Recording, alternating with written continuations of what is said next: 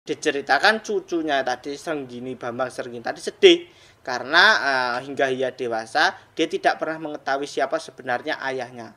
Nah, pada saat itu, Sang Begawan lalu menceritakan bahwasanya dulu pada saat Kali Serayu tadi dibangun oleh para Pandawa, di situ putra-putra Pandu para Pandawa tadi ada salah satu dari Pandawa 5 tadi yang menikahi ibu dari Bambang Srenggini, yaitu Dewi Rekotowati tadi, anak dari Sang Begawan tadi, hingga melahirkan si Bambang Srenggini. Dan salah satu dari putra Pandawa tersebut adalah Panengahing Pandowo.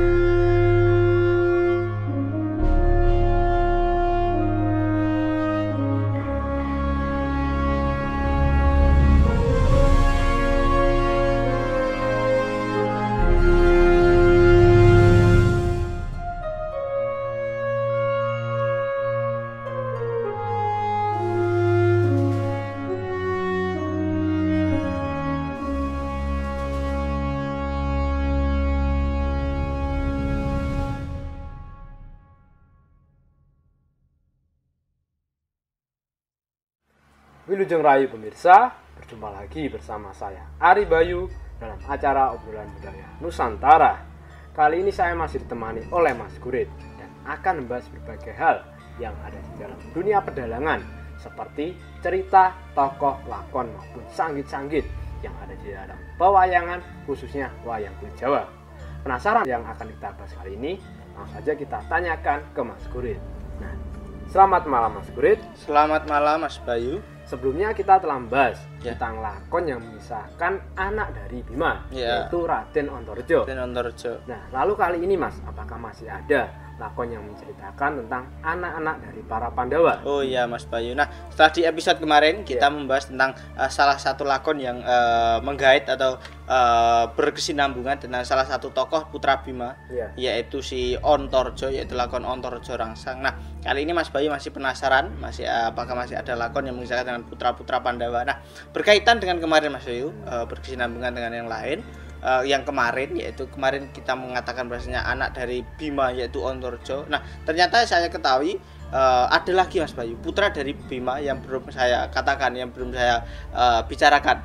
Nah, putra dari Bima jika di pedalangan Gaya Banyumas, di situ ada satu lagi selain si Gatotkaca dan Antareja. Di situ ada juga si Srenggini namanya. Oh, Srenggini. Jadi ada tokoh, salah satu tokoh di pedalangan Gaya Banyumas. Di situ ada tokoh yaitu Srenggini yang merupakan di situ anak dari Bima.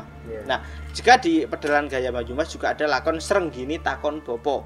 Nah, kali ini kita akan membahas tentang lakon tersebut aja Mas Bayu. Nah, lakon tersebut dimulai ketika di negara Astina. Di situ Prabu Duryudana tadi mengadakan pasewakan dan dihadap oleh Pandita Durna dan juga Patih Sengkuni, Adipati Karna dan juga para Kurawa lain. Nah, juga hadir pada saat itu Begawan Bismo, Pandita ning Talkondo datang ke naik pasewakan negara Astina. Jadi bersama-sama di situ. Nah, Prabu Duryudana pada saat itu membahas tentang tindakan yang sedang dilakukan oleh para Pandawa yang menurutnya akan membahayakan dirinya dan juga para kaula raja negara Astina pada saat itu Mas Bayu. Nah, lalu apa yang dilakukan para Pandawa sebenarnya sampai membahayakan Prabu Duryudana dan juga para Kurawa? Nah, diceritakan para Pandawa tadi di situ membuat tambak Mas Bayu, membuat tambak besar di Kali Serayu. Nah, hingga membuat para masyarakat negara Astina pada saya ceritakan kehabisan air untuk memenuhi kebutuhan hidupnya dan juga mengairi lahan pertanian atau persawahan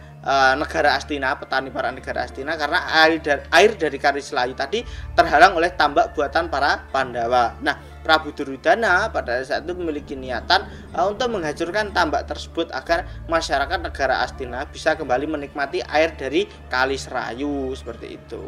Jadi si Prabu Duryudana akan menghancurkan tambak dan supaya air dari Kali Serayu bisa dinikmati masyarakat. Ya, negara Astina seperti itu. Nah, hal tersebut pada saat itu malah dibantah. Dibantah oleh Begawan Bisma.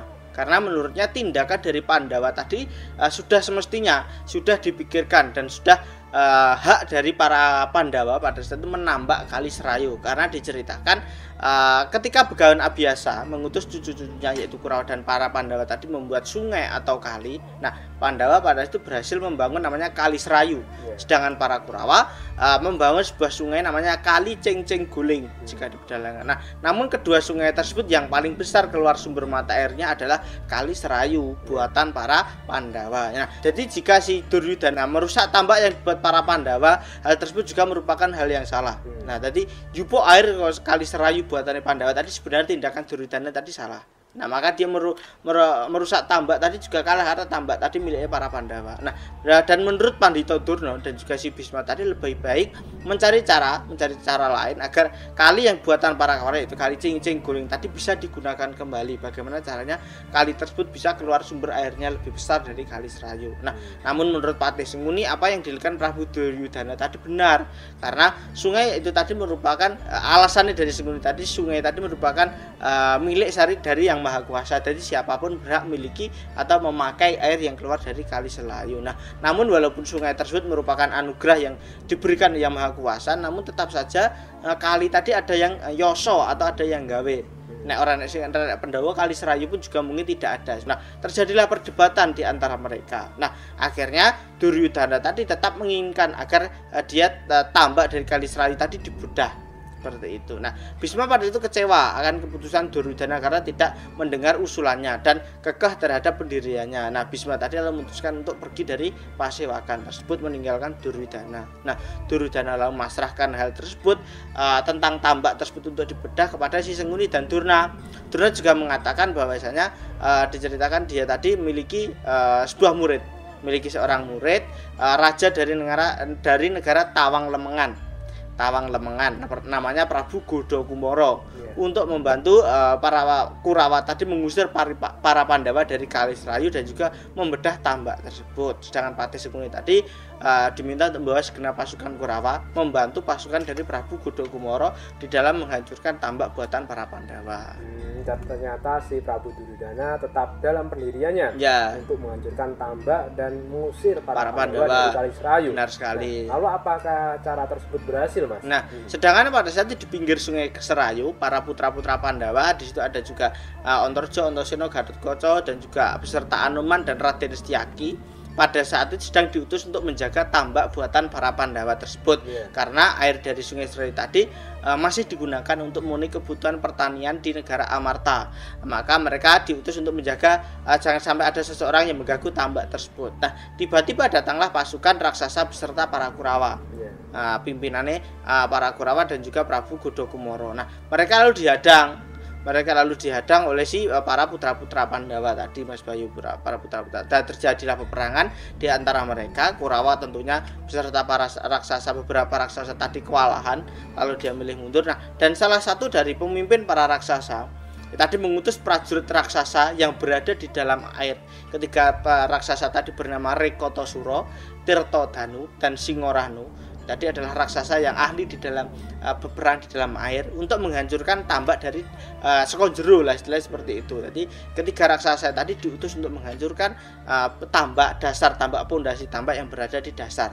Nah, seperti itu tadi. Nah, sedangkan pada saat itu akhirnya di hulu sungai Serayu terdapat sebuah pertapan bernama Pertapan Garba Pertolo. Dihuni oleh seorang begawan bernama Begawan Rekotama.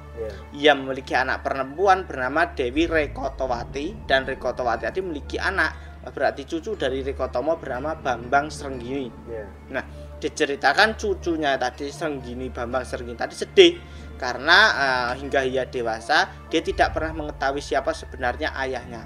Nah, pada saat itu, sang begawan lalu menceritakan bahwasanya dulu pada saat Kali Serayu tadi dibangun oleh para Pandawa, di situ putra-putra Pandu para Pandawa tadi ada salah satu dari Pandawa 5 tadi yang menikahi ibu dari Bambang Srenggini, yaitu Dewi Rekotowati tadi, anak dari sang begawan tadi, hingga melahirkan si Bambang Srenggini. Dan salah satu dari putra Pandawa tersebut adalah panengahing Pandhawa yaitu Bima atau Werkudara, seperti itu Mas Bayu. Nah, terus apa yang dilakukan Bambang Srenggini Mas Ya. setelah mengetahui ayahnya itu adalah salah satu dari para Pandhawa? Ya, yaitu si Bima tadi. Nah, di situ akhirnya Bambang Srenggini tadi meminta izin kepada ibu dan kakeknya Rekatomo dan Rekotowati tadi untuk pergi mencari ayahnya yaitu si Bima, memastikan apakah si Bima tadi masih mengingatnya si Bambang Srenggini atau akhirnya jika si tidak itu tadi si Srenggini memutuskan untuk kembali hidup bersama kakek dan ibunya. Nah, akhirnya Srenggini tadi pun berangkat diizinkan oleh kakek dan ibunya tadi mencari keberadaan si Bima atau Werkudara tadi Mas Bayu. Oh begitu ya Mas, si Bambang Srenggini akan mencari ayahnya. Ya. Nah, terus selanjutnya bagaimana? Tapi sebelum Mas Gurit lanjut, silakan diminum. Oh ya.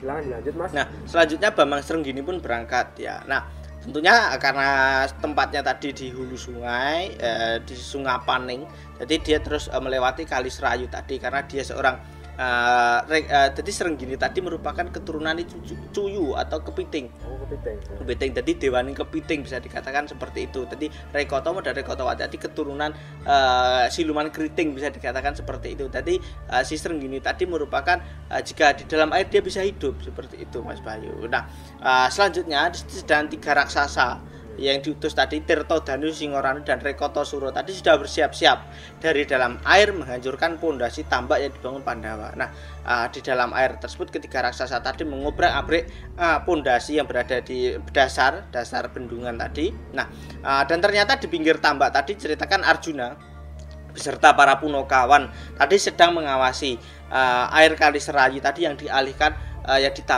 dialihkan menuju persawahan negara Amarta pada saat itu. Nah, di situ Arjuna pun juga kaget, tiba-tiba air dari tambak tadi menyusut sangat banyak sekali, menyusut sangat banyak sekali, dan di situ Arjuna melihat ada 3 raksasa dari dalam air tadi sedang menghancurkan tambak tersebut. Kemudian ia pergi melapor kepada para Pandawa lain. Nah, Arjuna lalu menemui Krishna dan juga si Bima mengatakan bahwasanya ada 3 raksasa yang menghancurkan tambak Kali Serayu. Nah, kemudian pada saat itu mengutus Punakawan Petro untuk memanggil salah satu putra dari Bima yaitu Raden Antasena, yang juga ahli jika berperang dalam air. Nah, sesudah pada saat itu Antasena pun datang, lalu di situ dia diutus untuk mencari ketiga raksasa yang menghancurkan tambak Kali Serayu. Karena di situ ceritakan karena yang mampu berperang dalam air tadi adalah Antasena. Nah, Antasena pun bersedia, lalu dia berangkat. Nah, sedangkan di dasar sungai Kali Serayu ternyata tidak hanya 3 raksasa tadi. Jadi perjalanan Raden Srenggini tadi telah sampai di tambak itu tadi, tambak Kali Serayu. Namun dia tidak mengetahui di situ ada 3 raksasa yang menghancurkan tambak tadi. Nah, Antasena yang sedang mencari ketiga raksasa tadi malah bertemu dengan Raden Srenggini, mengira bahwasanya yang membuat ulah yang menyebabkan ambruknya tambak Kali Serayu tadi adalah Raden Srenggini. Padahal di situ Srenggini tidak tahu apa-apa. Nah, di situ Petro pun bingung karena membedakan perawakan Raden Srenggini dan Antasena yang hampir-hampir mirip, sama seperti itu. Nah, bedanya Raden Srenggini tadi memiliki sebuah capit layaknya kepiting seperti itu. Nah, terjadilah peperangan di situ tentunya di antara Srenggini dan Antasena. Jadi karena Srenggini tidak mau mengaku karena dia tidak melakukan apa-apa, dan Antasena pun terus memaksa.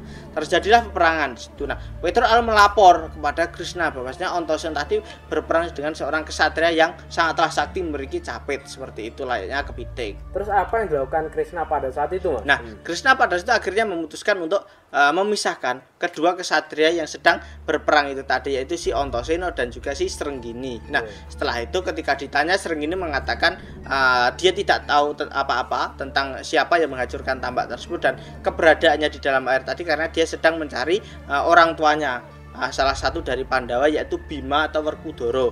Karena Srenggini juga menceritakan silsilahnya, dia bahwasanya dia anak dari Dewi Rekotowati, cucu dari Begawan Rekotomo. Seperti itu Mas Bayu. Lalu bagaimana respon dari Krishna setelah mendengar cerita dari Bambang Srenggini? Nah, akhirnya Bima pada situ dipanggil dipanggil. Pas dia datang, sepertinya di situ Bima pun juga pangling terhadap anaknya tersebut. Nah, Bima pada itu mengatakan kepada Bambang Srenggini yang ngawu-ngawu Sudarmo atau mencari orang tuanya, yaitu si Bima. Nah, Bima mengatakan bahwa dia mau mengakui Srenggini sebagai anaknya jika si Srenggini tadi mampu mengalahkan 3 raksasa yang menghancurkan tambak dari Kali Serayu tersebut. Nah, di situ Srenggini akhirnya bersedia. Nah, singkatnya Srenggini tadi masuk ke dalam air mencari ketiga raksasa tadi. Di situ akhirnya bertemu dan terjadilah peperangan di antara mereka. Srenggini tadi dengan hebatnya mampu mengalahkan ketiga raksasa tadi.